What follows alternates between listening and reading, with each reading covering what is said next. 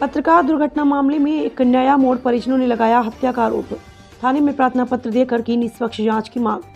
सौरी थाना क्षेत्र के ग्राम रैपालपुर निवासी पत्रकार सोनू भदौरिया पुत्र सोबरन सिंह की 2 दिन पहले मृत्यु संदिग्ध परिस्थितियों में हो गई थी।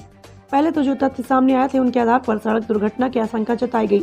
परिजनों के अनुसार सोनू भदौरिया अपने गाँव के ही मित्र भानु प्रताप पुत्र जगदेव सिंह के साथ सौरी नजर में स्थित निजी अस्पताल में गाँव के युवक को देखने जा रहे थे।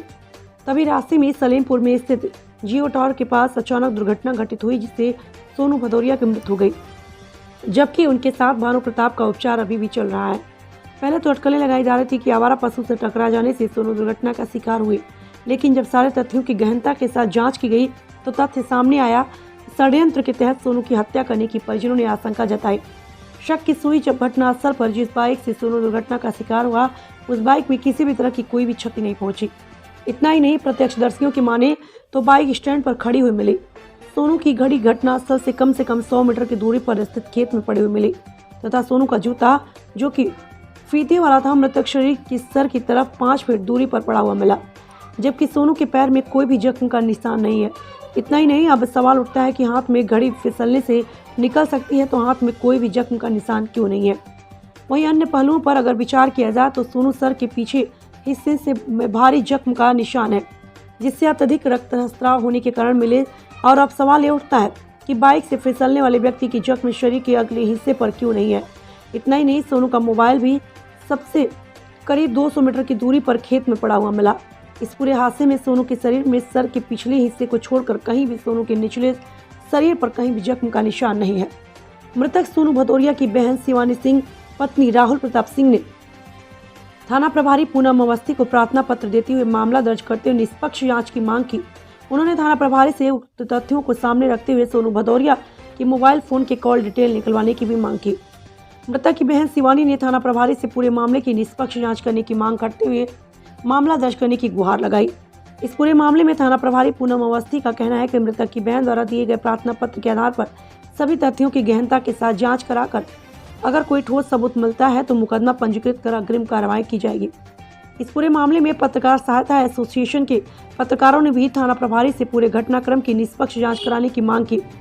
थाना प्रभारी द्वारा पत्रकारों को पूरे मामले की निष्पक्ष जांच का भरोसा दिलाया।